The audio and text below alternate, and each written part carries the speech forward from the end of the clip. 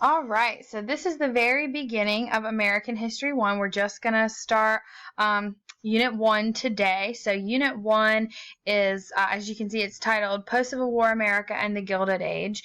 So post-Civil War, I obviously don't mean immediately post-Civil War. This is after the Reconstruction movement, but we call it post-Civil War America because we're basically going to be here in the beginning of the unit talking about the immediate effects of the Civil War and what they've done outside of Reconstruction and things like that. And then we'll start talking about the Gilded Age. So all of this time period here, really from after Reconstruction to 1914, you can call the Gilded Age. So the word gilded was actually stuck on this era by Mark Twain, the author, and it's because he wrote a book called The Gilded Age, and the beginning of the book literally basically says, this is a book about this time, this is a book about right now. So that's what we've called this era ever since the Gilded Age. And what gilded means, I know it sounds like golden, and that's sort of what gilded means. Gilded means, everything is beautiful and golden and shiny and wonderful on the outside, but on the inside it is garbage basically and not good. So that's essentially what's going on in this era. From far away, everything looks great. The economy's booming. We're going to see a lot of new inventions, a lot of cool stuff. But upon further inspection, when you look closer at what's going on during the Gilded Age, things are actually not as great as they seem. And there's a lot of problems actually taking place at the same time.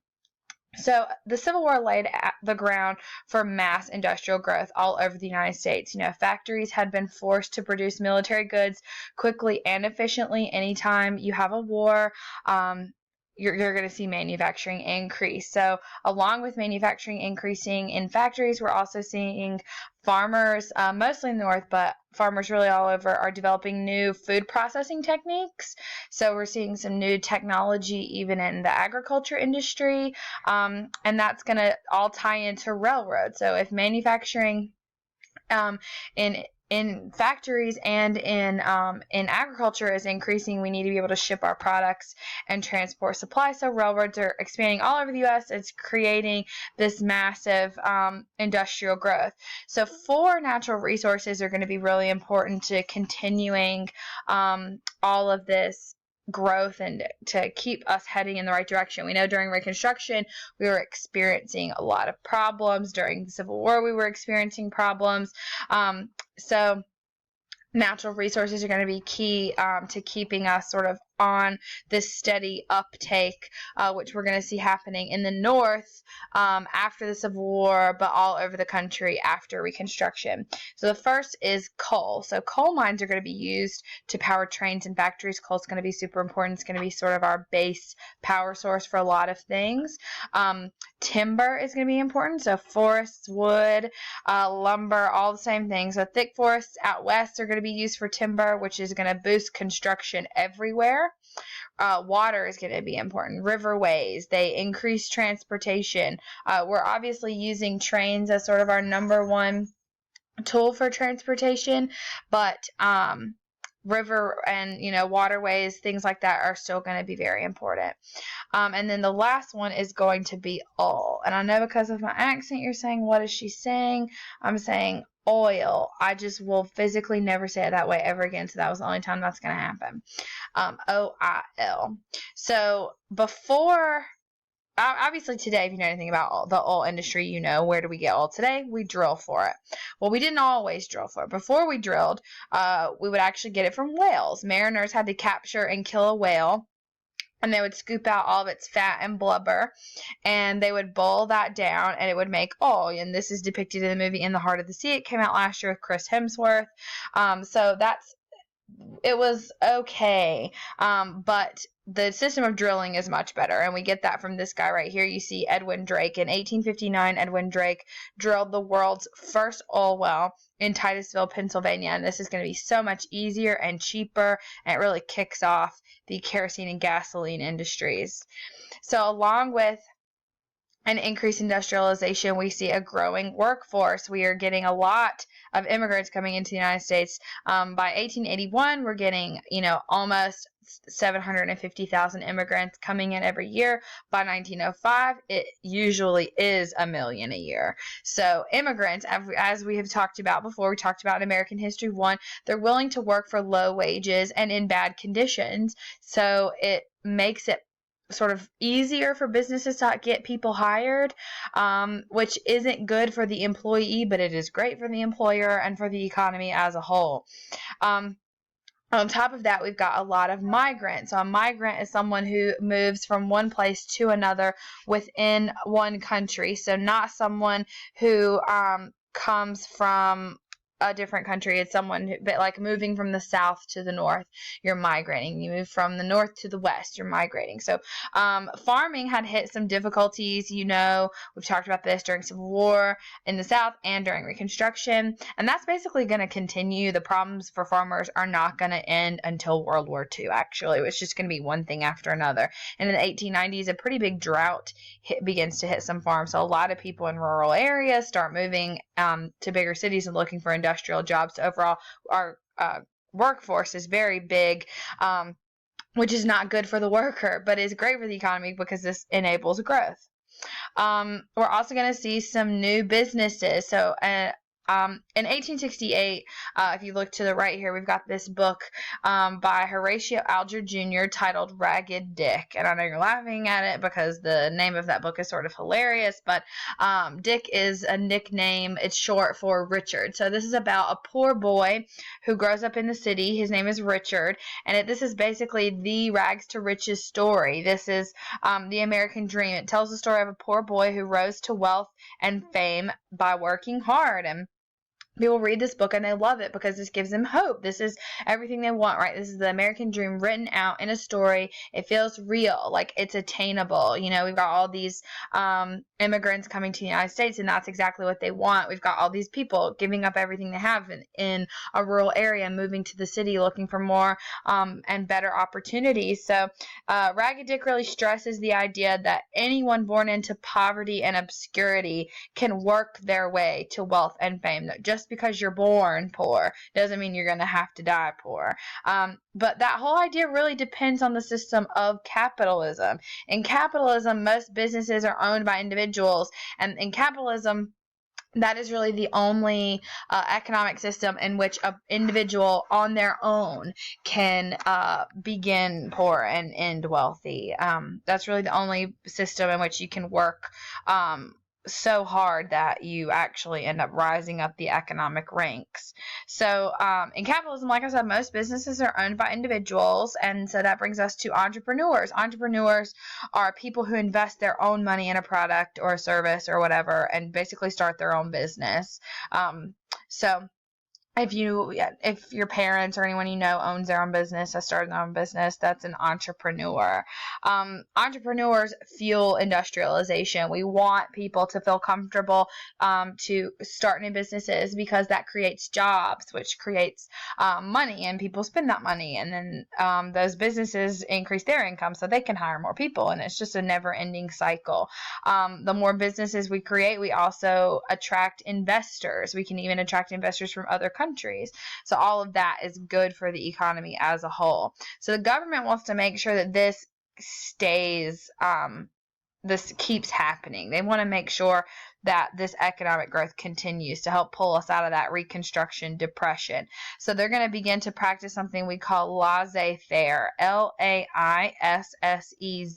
laissez-faire, F-A-I-R-E, laissez-faire economics. And laissez-faire economics literally means hands off. Laissez-faire means hands off. Whose hands? The government's hands. Off what? Off the economy, off businesses, off all of that. So basically, we're having our businesses and our economy is operating under very little government supervision. So the government is going to do everything it can to sort of help the economy along by not restricting it. So they're going to pass some tariffs. We've talked about tariffs before. A tariff is a tax on imports. So trying to encourage people to buy locally to increase the profits of businesses inside the U.S. The government is going to give millions of acres of land to railroad companies in return for their promise that they quickly build a transcontinental railroad.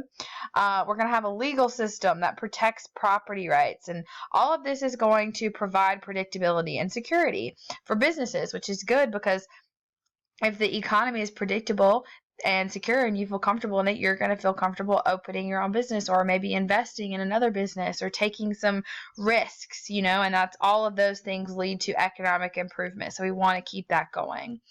All of that leads us to invention and innovation, new technology.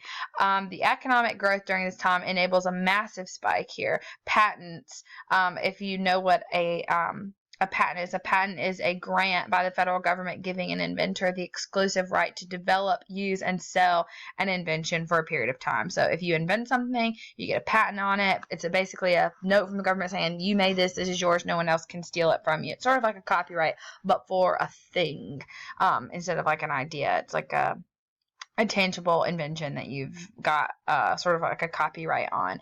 And inventions spark industry, which keeps the economic wheel spinning. So people who make a lot of money, they might invest their money in a inventor, help that inventor fund projects, and then use those inventions to then make money themselves. So we're getting a lot of new inventions during the Gilded Age. In 1876, Thomas Edison right here gets financially backed by J.P. Morgan. If you've heard of the bank J.P. Morgan, the investment group, that is this guy, J.P. Morgan. He is one of those super wealthy people and he's trying to invest his money in some future possibilities. So he invests in Thomas Edison. So Thomas Edison creates his own research lab at Menlo Park in New Jersey. And over his lifetime, he will patent over 1,000 things. But by far, the most famous, right, and the longest lasting legacy will be his invention in 1880, which is the light bulb. So no, Thomas Edison did not invent electricity. Neither did Benjamin Franklin, right? Electricity is a natural thing. Benjamin Franklin discovered it as a natural thing, and Thomas Edison harnessed it and was able to put electricity in the home, really, for the first time. But he doesn't stop at the light bulb. Like I said, he files over 1,000 patents. Shortly after creating the light bulb, he creates plans for building a central power plant to provide electricity to entire sections of cities. And then other inventors and scientists sort of work off of his inventions, and they'll work on electricity for years and years to come. This guy on the right, George Westinghouse, he develops the technology to send electricity over long distances. Like electric wires, the technology that we use there. So having light is just readily available is so important. Light gives more hours to the day for work, and it also opens up more opportunities for nightlife. So the light bulb is really going to shape not only our economy, but it's going to have a major impact on our culture as well. We're going to see new inventions in the category of communications. The last major advancement we have with communications was not Alexander Graham Bell, Samuel Morse's telegraph, right, and Morse code. But in 1786, Alexander Graham Bell, who you see on the far right, invents the telephone.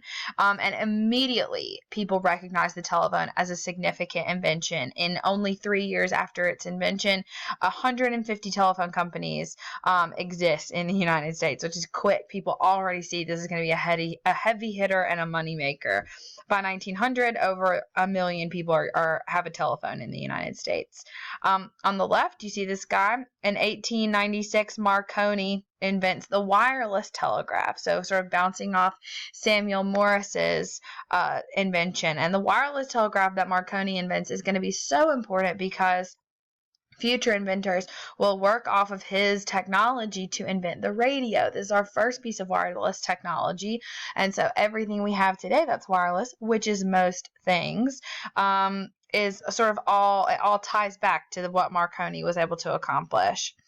we're going to see some new steel processes. In the 1850s, Henry Bessemer develops a new process for purifying iron. Steel comes from iron, and the result of his new process, which is called the Bessemer process, ends up with a stronger steel, but a more lightweight version. So it weighs less, but holds more, basically. So a double whammy there.